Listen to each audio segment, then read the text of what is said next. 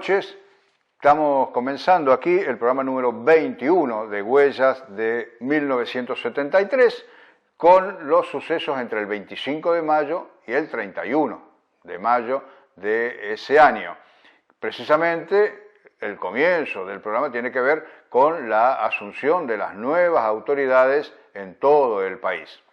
En la Municipalidad de San Francisco, provincia de Córdoba, la de Santa Fe y también las nacionales. Esto en el ámbito que nos incumbe a nosotros, pero en todo el país, el 25 de mayo de 1973, se produjo el acto de asunción de nuevas autoridades en la República Argentina, respondiendo a las elecciones que hubo, en algunos casos el 11 de marzo y en otros, como en el caso de la provincia de Santa Fe y de Córdoba, con el balotaje que se había realizado el 15 de abril. En otras provincias también hubo balotaje para definir las autoridades. Así que comenzando con lo principal de ese día, por supuesto, ese 25 de mayo, es la asunción del presidente Héctor Cámpora y el vicepresidente Vicente Solano Lima en Buenos Aires. En el exterior de la Casa de Gobierno, por supuesto, el clima era muy festivo.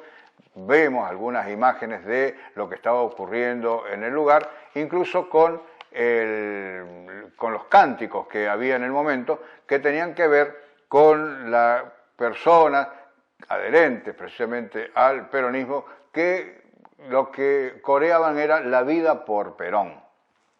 Una frase que el propio Perón luego objetó y había dicho en el año 1973 que había llegado el momento de dejar de gritar la vida por Perón y era el momento de comenzar a consensuar cosas para que todos los argentinos consigamos recuperar mejores condiciones para el país. Pero eso era lo que estaba en boga en el momento.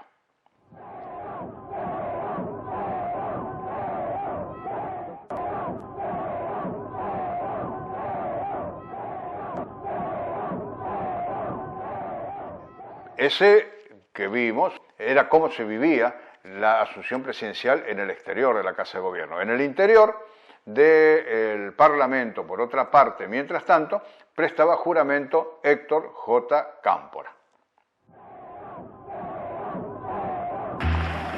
Yo, Héctor José Cámpora, juro por Dios, nuestro Señor, y estos santos evangelios, desempeñar con lealtad y patriotismo el cargo de presidente de la nación. Durante toda mi vida política no he sido otra cosa más que un modesto soldado de la causa nacional y de la causa peronista.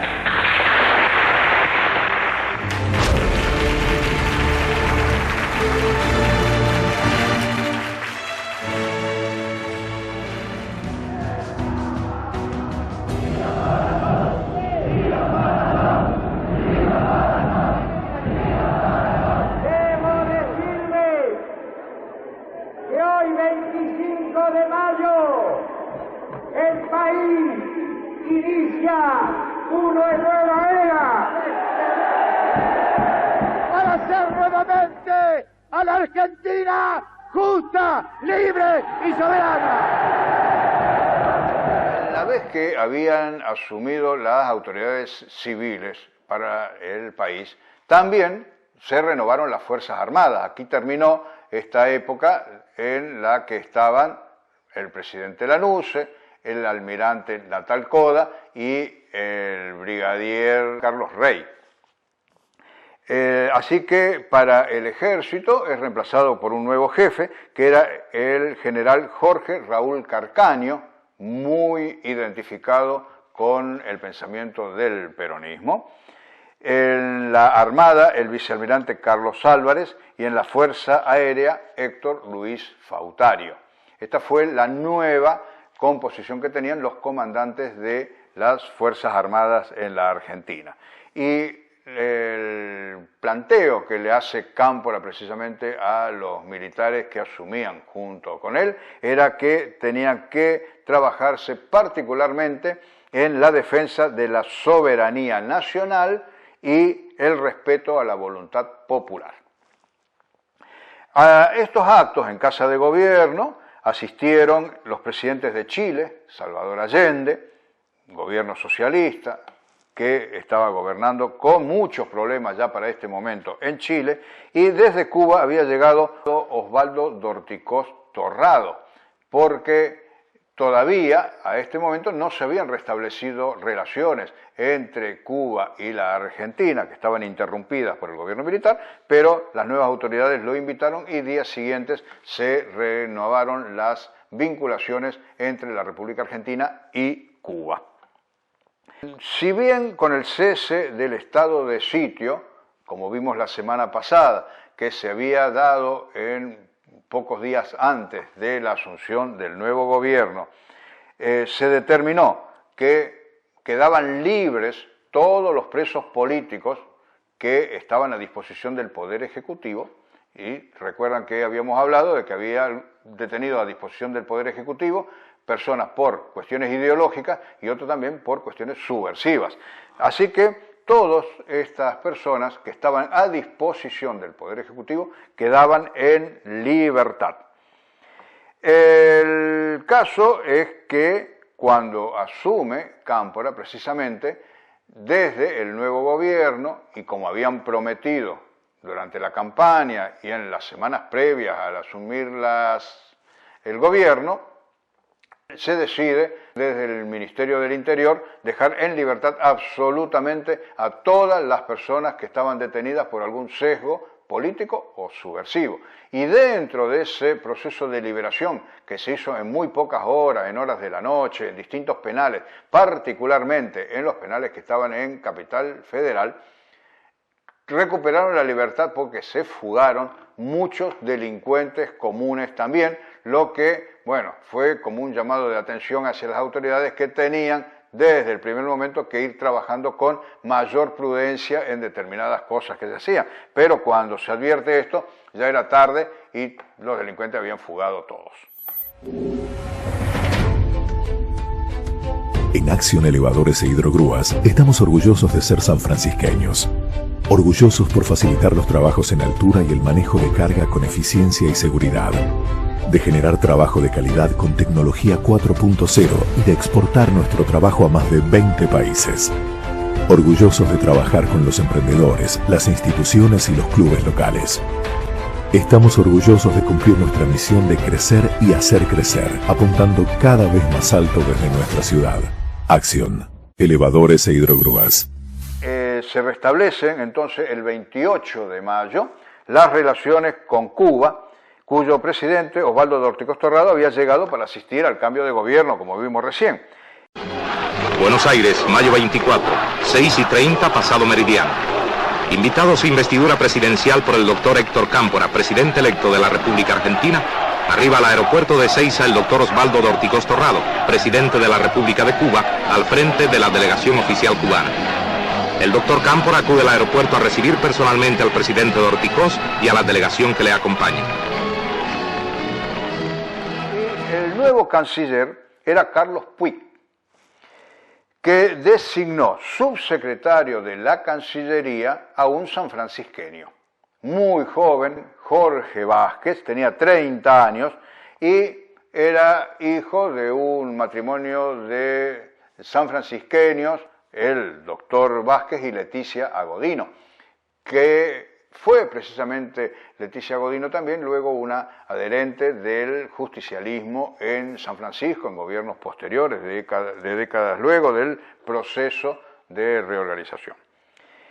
Vázquez, cuando asumió, que fue muy polémico en muchas de las declaraciones que hizo aquí, y ya lo vamos a ver en semanas posteriores, también en sus intervenciones en cuestiones de la OEA, donde hace declaraciones que de alguna manera llamaban a que el país vaya hacia un sentido de izquierda, lo que también ya le advertía a algunos sectores del país un disconformismo porque se estaban tratando temas que previo al gobierno no se habían hablado y que también se advertía que no era el camino que algunos sectores de la Argentina querían continuar.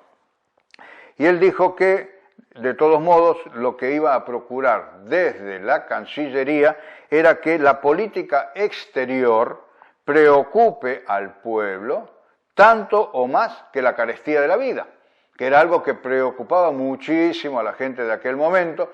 Como lo vimos también en otros programas de Huella, se estaban reclamando porque hace 50 años veníamos de tener 25 años de inflación en la Argentina. Precisamente sobre esta cuestión de los precios, que estaban descontrolándose, el 29 de mayo el gobierno fijó precios máximos para la comercialización de la carne y toma medidas sobre el mercado de remates de carne en el país. Como vemos, el tema de las regulaciones es algo que se ha repetido en muchas oportunidades y en distintos gobiernos, no solamente los gobiernos peronistas, sino de distintos signos, a lo largo de los años lo hicieron, siempre con la advertencia que se les hace de que el control de precios no funciona y que termina desembocando en una inflación. Pero ya veíamos que lo primero que toma el gobierno como medida para contener la inflación es fijarle precios máximos al precio de la carne. Teníamos que en otras semanas anteriores también Vicente Solano Lima había planteado que era necesario que ahora que asumía un nuevo gobierno haya algún tipo de pacificación en el país, que se termine la violencia. Ya lo había dicho también, lo habíamos recordado, al joven gobernador que había en ese momento electo, que era Carlos Saúl Menem en La Rioja, que él dijo que la violencia estaba dada por la presencia de la dictadura, pero que desaparecido el gobierno militar, desaparecía la causa de la violencia. Sin embargo, el Ejército Revolucionario del Pueblo, que era lo más radicalizado que había en el extremismo en Argentina en ese momento, se puso en franca oposición al gobierno de Cámpora.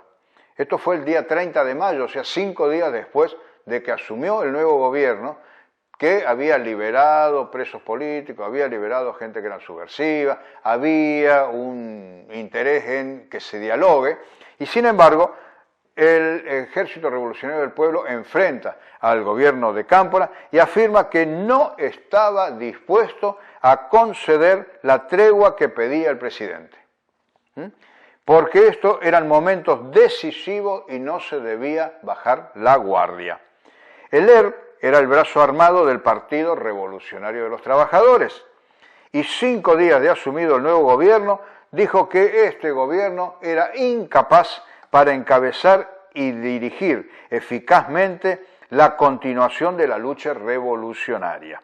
Y agregó que se debe luchar con energía e inteligencia como se luchó contra la dictadura y que ahora los ataques debían estar contra las empresas capitalistas y el ejército opresor, cuando precisamente lo que había hecho Cámpora era nombrar en todas las Fuerzas Armadas jefes militares que, si bien eran militares, eran afines a el peronismo. Y se sabe que cuando dentro de las Fuerzas Armadas, en todos los tiempos, incluyendo en la actualidad, cuando el presidente nombra el jefe del arma, nombra a alguien muy de confianza, porque esa persona, por ser designada, hace pasar automáticamente a retiro a todos los que son mayores en su edad. Generalmente entonces se pone un jefe bastante joven, de modo tal que muchos otros jefes militares que hay en función pasan automáticamente a retiro porque ninguno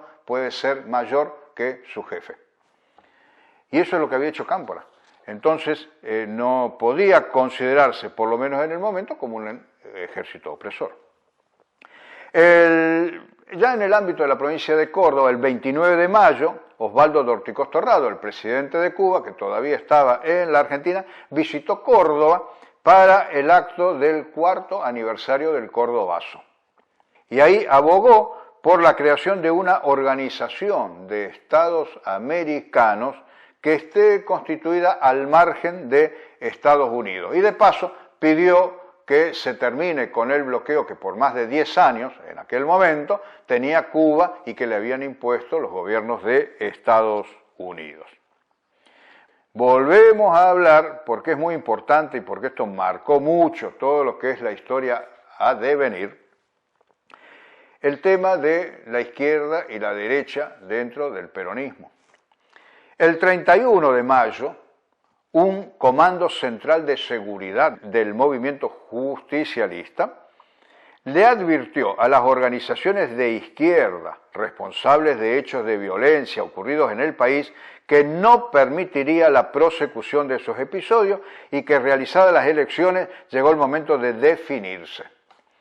Visto que se están realizando en el ámbito nacional, decía este comando de seguridad justicialista, que se estaban realizando hechos de sangre, secuestros y actos terroristas, este comando de seguridad advierte a todos los izquierdistas, comunistas, socialistas de izquierda y a todos los componentes del ERP, trotskistas y vanguardia popular, que ha llegado la hora de la definición.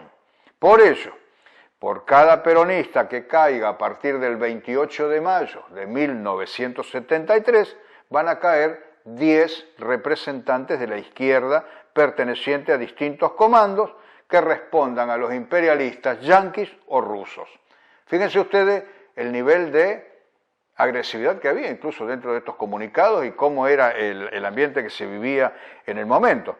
Y advertían que las ejecuciones, así lo llamaban, se iban a realizar en cualquier lugar que se encuentren a la hora más conveniente y que serían eliminados sin contemplaciones. O sea que había de parte de gente adepta al gobierno y opositora al gobierno un decidido enfrentamiento que iba a terminar en forma muy violenta y prometiendo muerte. Invitaban entonces al pueblo cordobés para que denuncie a las autoridades a toda persona o grupo de comando de izquierda para perturbar y sembrar el caos contra el gobierno constitucional. Acron, el mejor negocio en tu campo. Tecnología, asistencia al cliente y financiación única. Para agricultura, ganadería y lechería. Acron, el mejor negocio. Acron, siempre Acron.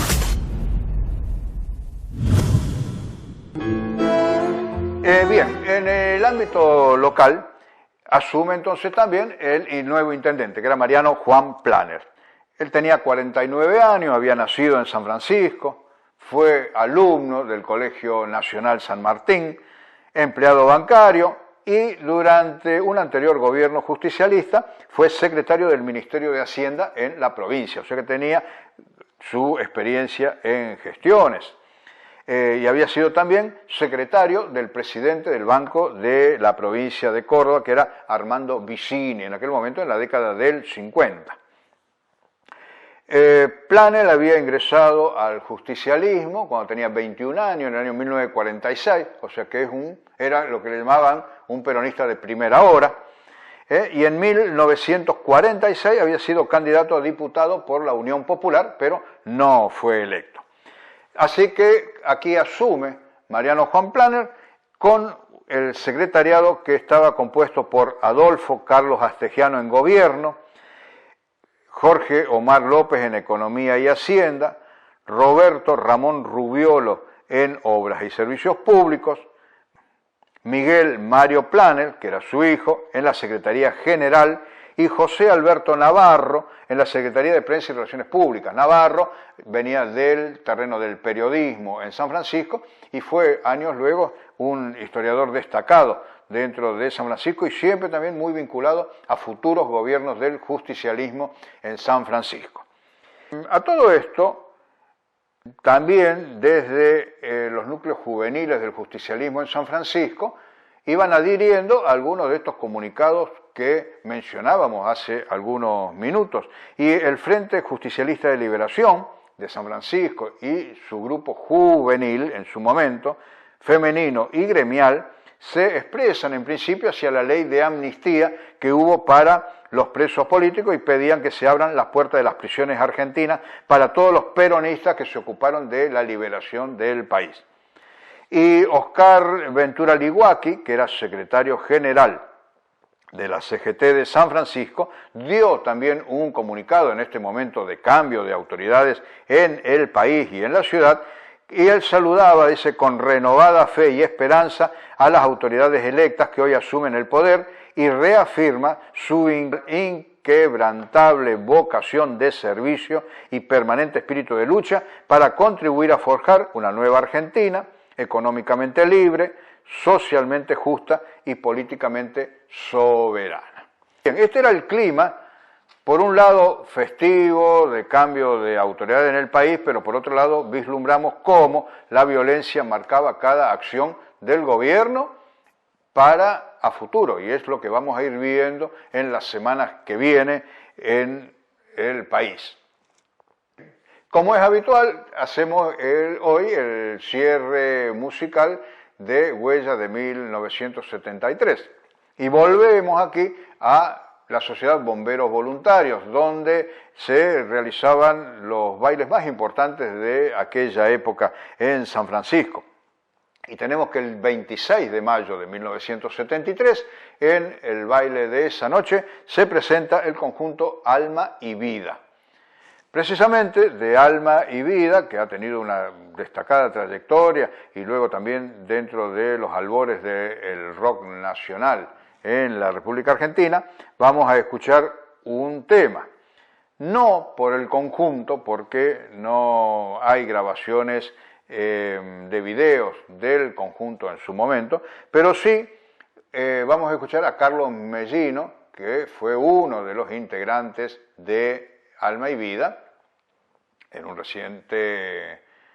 en un video de edición bastante reciente, que recuerda a un tema de la época que era Del gemido de un gorrión, que es un tema que le pertenece precisamente a Carlos Mellino y su hermano Esteban. Así que en el cierre musical de esta noche hacemos un breve homenaje a Alma y Vida.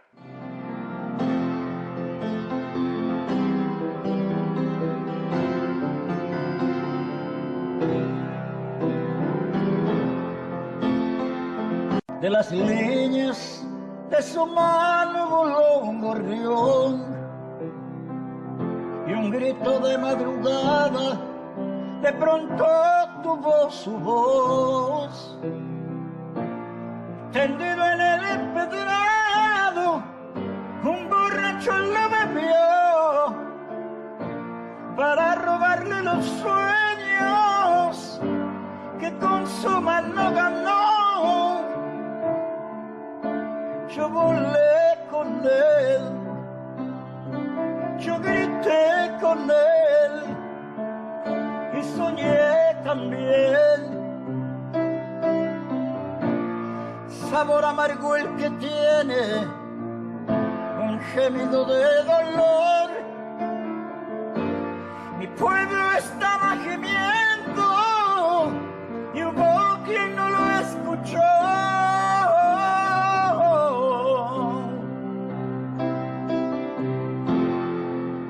De las líneas de su mano voló un gorrión y fabricaba su casa con promesas de cartón. Su mujer le pidió un hijo y el hijo le pidió amor. Los tres gimieron un día por un futuro mejor. Yo volé con él, yo grité con él y soñé también. Sabor amargo el que tiene, un gemido de dolor. Mi pueblo estaba gimiendo y hubo quien no lo escuchó.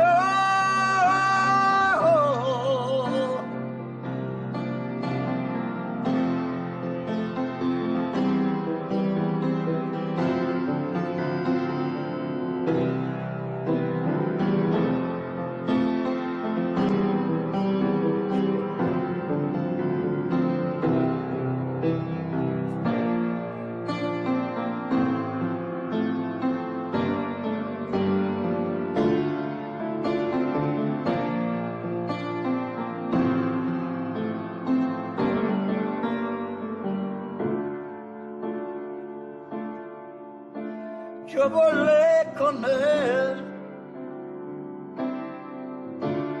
Yo grité con él.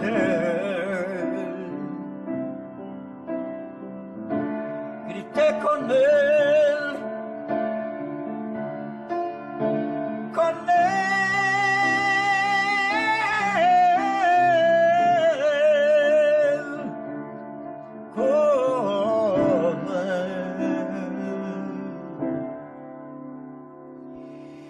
Grité con él,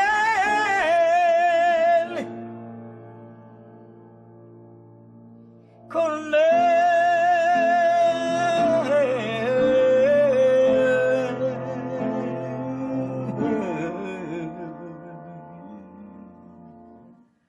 con él.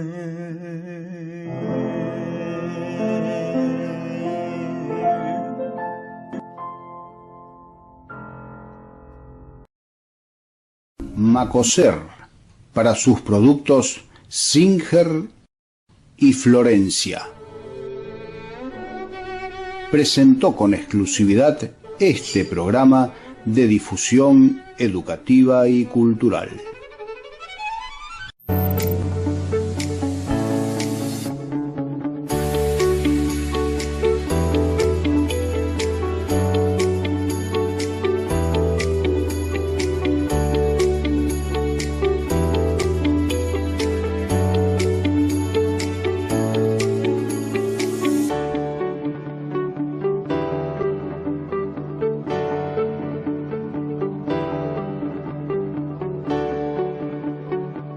Acron, el mejor negocio en tu campo. Tecnología, asistencia al cliente y financiación única. Para agricultura, ganadería y lechería. Acron, el mejor negocio. Acron, siempre Acron.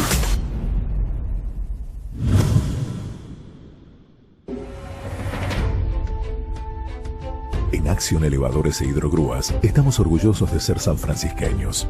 Orgullosos por facilitar los trabajos en altura y el manejo de carga con eficiencia y seguridad. De generar trabajo de calidad con tecnología 4.0 y de exportar nuestro trabajo a más de 20 países. Orgullosos de trabajar con los emprendedores, las instituciones y los clubes locales. Estamos orgullosos de cumplir nuestra misión de crecer y hacer crecer, apuntando cada vez más alto desde nuestra ciudad. Acción, Elevadores e Hidrogrúas.